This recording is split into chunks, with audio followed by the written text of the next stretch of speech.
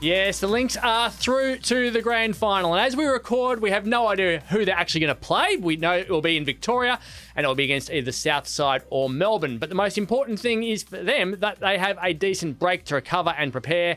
And I'm pleased to say during that break, Alex Ciabattoni has found time to come into the studio to join us today. Such a massive occasion for you. Just how big was the weekend for you?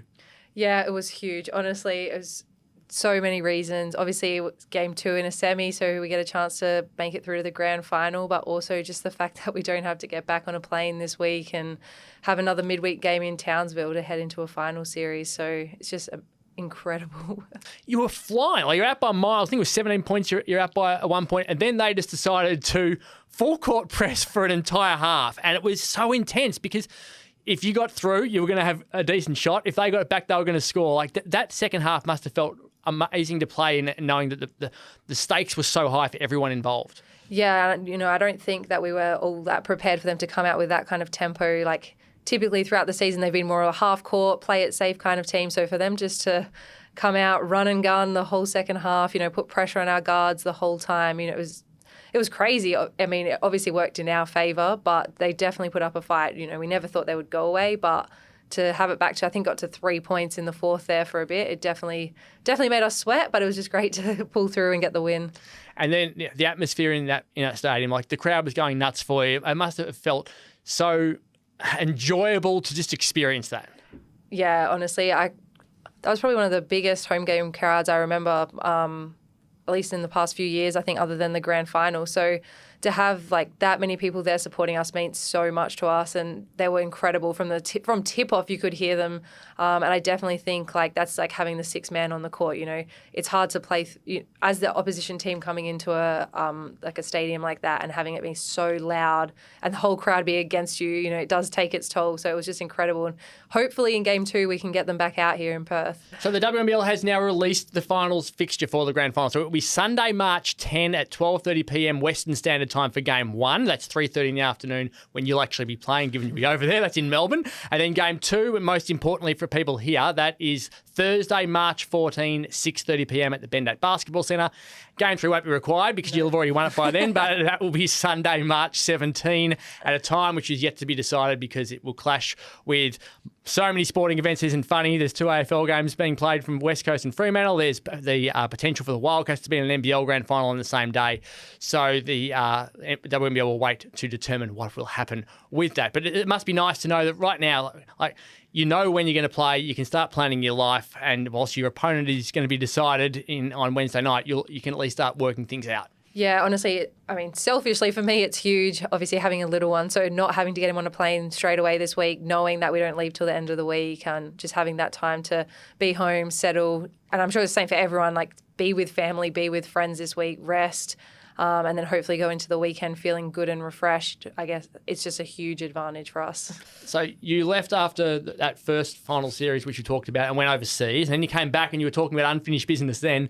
And then you got to play in a grand final and then had a baby, and now I've come back again. There's genuine unfinished business for you now, isn't there? There is genuine unfinished business. And I just, thinking about the last, even now they laugh at me because every time I think about the last final series, I get angry and I'm like, oh, no wonder I quit.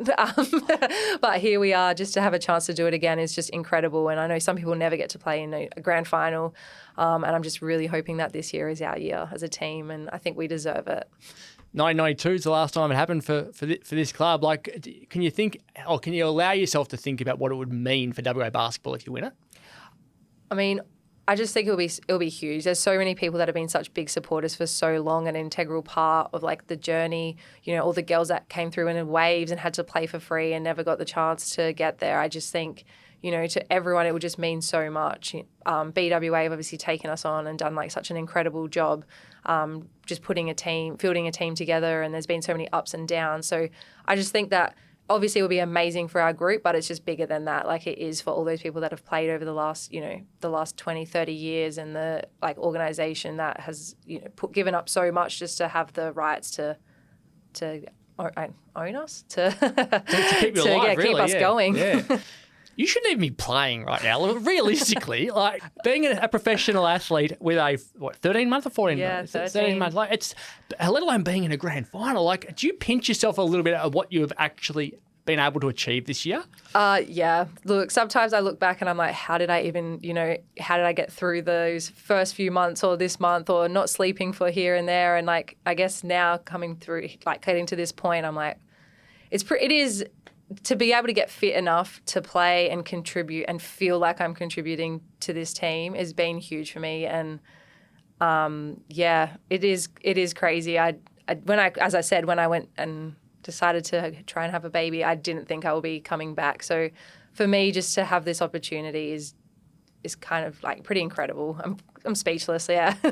Let's bring him in. He's just outside at the moment. Alex, just give Lauren a call to wander in. Here comes Elijah now, little young fella. He's just over one. Like he's a cute bugger, and he's got great hair. He's become the official team mascot, hasn't he? He has. Look, he's got his own Instagram now, but he definitely is. He gets more attention than me on the socials. Most messages I get is when he doesn't show up in his game day fit, to everyone asking if he's okay. So he travels around the country with you as well. What's it been like having to focus on basketball and him at the same time as we try to do an interview? It probably wasn't a great idea to bring him in here at the moment and he's slapping you in the face. It's honestly been the best distraction for me. Before having a baby, I feel like I put, so much pressure on myself. After a game, I was so in your head. All you do is think about that. And I think most athletes would be the same. I don't suggest going out to have a baby to fix this, but I just think after games, you finish, all you can think about for the next 2, 3, 4 days until your next game is like, oh, I missed this, I did this, we lost this because of this. Whereas now I get off the game and he's just like running onto the court trying to chase a basketball. I just like the most important thing right now is like is being a mum, which has just provided me such a great distraction as he talks. We'll get Lauren to come back and ease the distraction during here. He wants the microphone. He probably thinks it's a bowl. So you mentioned the number of players who haven't really experienced this before. Matt Clinch-Hoycar was the remaining player from that last series, but didn't actually play. She was a DP and didn't get on court throughout the series at all. So how do you approach everyone going around going, well, maybe we haven't really known what's this about? I know Emily Potter has played in finals overseas, and Annalise won one previously in a different club as well. But it's not easy for most of this group to really understand what this is going to be about. Yeah, I think the club has done a good job of giving us people, leadership people to come in and have us speak to us and try and change our focus. I think for me the biggest thing is just being a leader and just trying to keep everyone calm, and a few times throughout the season, the girls have come to speak to me are you really laid back right now? How are you not stressing? I'm like, because it is what it is. We can only control what we can. Just focus on this. We can worry. You can be nervous before the game on Sunday morning. You can wake up nervous. Until that point, all we can do is train. All we can do is focus on where we're at. There's no point of, there's no point of stressing and getting anxiety about things that we can't control yet. And I think, for me, Eli's the biggest distraction, which is helpful. But I think for them, it will be so important just to focus on where we're at as a team rather than trying to, try and stress from now about Sunday, because otherwise you're just going to end up so worked up by the time we get to the game. You've become better than that. Haven't you, personally? Yeah. You used to be a bit more of a stress head, is my memory? Way more stressed, way more, I'll say, emotional, a little bit more crazy. But, I've definitely leveled out. I think, getting old probably helps. Being in this position before definitely helps. And, yeah. And probably being settled in life would make it... I remember when you were at Adelaide, you were sometimes having to miss training sessions because you had an actual job and you couldn't get to training or you wouldn't be able to pay your rent. Yeah, pretty much. Well... Pretty much, yeah. Quite a few times I was running from, I worked for my parents and I worked in a bar. So I'd be finishing at 2 a.m, getting home, then have to wake up for an early indie. And then if my parents they went away and I had to work a few days there, couldn't get to training. So then that was a massive blowout with everyone. And I was just it was just to come from that to now and be have a house, be settled here, have, family. It just kind of has made everything focused on, I can just focus on what I need to focus on. It's not those other distractions around me. You've got some amazing players in this team, and you've played with some extraordinary WNBA talent over the years. Leilani Mitchell at Adelaide, Sammy Whitcomb for a while over here, Courtney Williams, Marina Mabry, Jackie Young. Tell me about Ariel McDonald. This girl is just next level. I do not understand how she does what she does, but it is unreal. I think she would be the quickest player I've ever played with, and probably one of the like best players I've ever seen just completely change a game by herself. You know, she probably could shoot more, but she still wants to get everyone involved. She's like one of the best passers I've seen, but also one of the best scorers, and she can just shoot at, you know, all three levels. Doesn't matter where it's from. She's got this. And I think the biggest thing about her is like as well, which I think sometimes goes, you know, under the radar, is her defense. Like, we ask her to score 30, but then we're also putting her on their best player every week, and she's shutting them down. Or, you know, they might score 20, but it's off 20 shots, and it's not what they want. And I think to have an import that values like her defense as much as her offense and is just such an incredible person off the court is so rare, and it's just such a pleasure to play with her.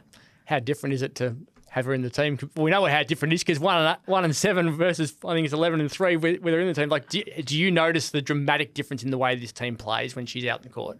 Well, yeah, definitely. I mean, definitely. I think most people could probably see it, but it's just the fact that she, you know, she gets other people into the game, but she also, if we're not going well, you know, I'm not the player that's going to try and get to the basket every possession, and I don't think anyone on our team really had that ability without her. So now if things are going bad, she's the one that she like puts us on her back and goes. And I guess one of the biggest things as well, which she draws so much attention. So like if she's going to the basket, there's probably 3 people standing wide open because the whole team needs to collapse in on her just to try and stop her, which has just been like a game changer for us with her coming back. Well, she's going to be important in the grand final. You're going to be very important in this grand final series. So as we said, it's game 1, Sunday, March 10th. 12:30 p.m. on TV over here. Game 2 at home, 6:30 p.m. on Thursday, March 14. And as we won't have a game 3. We'll just get it done in 2. Really appreciate you coming in. Really appreciate Elijah coming in. Good luck. Hope it goes really well for you and you get to hold up the trophy. Yes, thank you so much, and we'll see you on Thursday.